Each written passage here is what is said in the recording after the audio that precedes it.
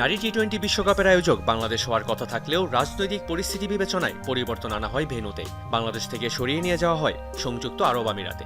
আসরের আয়োজক সত্ত্ব বাংলাদেশের থাকলেও ম্যাচগুলো অনুষ্ঠিত হবে সংযুক্ত আরব আমিরাতে। বাংলাদেশে বিশ্বকাপ হবে এমনটা ভেবেই নিজেকে প্রস্তুত করছিলেন ইংল্যান্ড নারী দলের অধিনায়ক হিদার নাইট।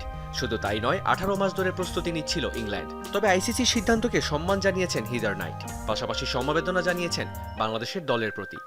অবশ্যই বাংলাদেশ দলের জন্য ব্যাপারটি দুঃখজনক। নিজেদের মাটিতে বিশ্বকাপ খেলতে পারবে না। তবে আমার মনে হয় এটি হয়তো সঠিক সিদ্ধান্ত। কন্ডিশন একটু স্বাভাবিক হবে, তবে খুব বেশি হবে না। ভিন্ন দেশ, সেই সাথে ভিন্ন কন্ডিশন।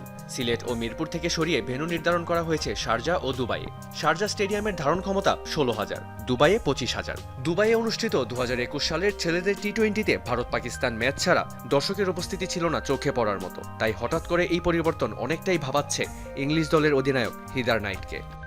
ভিন্ন কিছুই হতে যাচ্ছে। বাংলাদেশে অবশ্যই অনেক বেশি দর্শক থাকতো। 2014 সালে সেখানে খেলে এসেছি। আমাদের ম্যাচে অনেক দর্শক দেখেছি, বিশেষ করে সিলেটে। কেউ কেউ দর্শকদের অনেক আওয়াজে রোমাঞ্চিত হয়। ফলে আমাদের সামনে কি আসতে যাচ্ছে সেটি নিয়ে প্রস্তুত হতে হবে। তবে এটা বিশ্বকাপ, এ নিয়ে উজ্জীবিত হতে খুব বেশি কিছুর দরকার নেই। দুবাই ও শারজাই হবে টুর্নামেন্টের নবম আসরের ম্যাচগুলো। 3 অক্টোবর শুরু হয়ে আসরের পর্দা নামবে 20 অক্টোবর। মেহেদী রিয়ান, যমুনা স্পোর্টস।